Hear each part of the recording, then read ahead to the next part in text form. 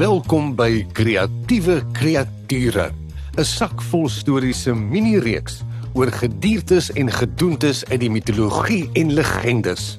Sommige is grillerig, sommige is vreemd. Party is bietjie simpel en ander is dalk snaaks. Maar iets wat hulle in gemeen het, is dat hulle baie interessant is. Hier gaan ons met vandag se kreatiewe kreatuur. Dis stikdonker nag. Die maan is groot en vol. Dun slierte wolkies dryf deur die lug en verdwyn. Daar's geen lewe buite op straat nie, behalwe daar is iets wat deur die strate glip. 'n Lang, donker figuur met 'n mantel wat so stil en so dartelend soos rook agter hom beweeg. As ons nader kom, sien ons sy oë wat rooi gloei in die donker.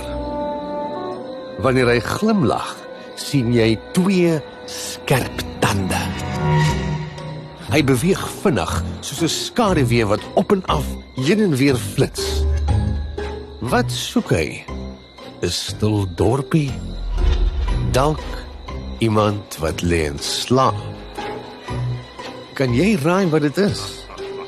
Dit is 'n vampier. Vampiere is van die bekendste grillerige wesens ooit. Hulle lyk soos mense, want hulle was dalk eens op 'n tyd mense. Maar nou is hulle bleek en hulle hou glad nie van sonlig nie. Trouwens, hulle vermy dit ten alle koste. As hulle by 'n spieël verbystap, sien jy glad nie 'n weerkaatsing nie. Hulle is sterk en vinnig en party kan in vleermuise of mis verander. Mense sê hulle hou van bloed. Dit is wat hulle laat leef, al is hulle eintlik dood, maar ook nie heeltemal nie. Stories oor bloeddrinkers bestaan al vir duisende jare. In Europa, lank gelede, het mense geglo dat dooies kon opstaan en die lewendes kon tuister. Teen die 1700s het die idee van die vampier, wat nie sonlig kan verdra nie, baie gewild geraak. En toe, in 1897, het Bram Stoker sy beroemde boek Dracula geskryf. En die wêreld was sedertdien nooit weer dieselfde nie. Dracula het die beeld van die vampier vasgelê. Geen spieelbeeld nie, bang vir knoffel en woon in 'n donker kasteel in Transylvanië. Dracula vertel die verhaal van graaf Dracula, wat na Engeland verhuis en die mense daar sy prooi maak. 'n Jong prokureur, Jonathan Harker, ontdek sy geheim en saam met professor van Helsing probeer hulle hom stop. Hulle gebruik knoffel, kruise en sonlig, want dit kan 'n vampier vernietig. Dis 'n grillerige, opwindende avontuur vol spanning. Maar wat eet vampiere? Wel, bloed. Dit is hoe hulle oorleef. Gewoonlik die bloed van mense, soms van diere. En omdat sonlig hulle seermaak, kom hulle net snags uit om te jag.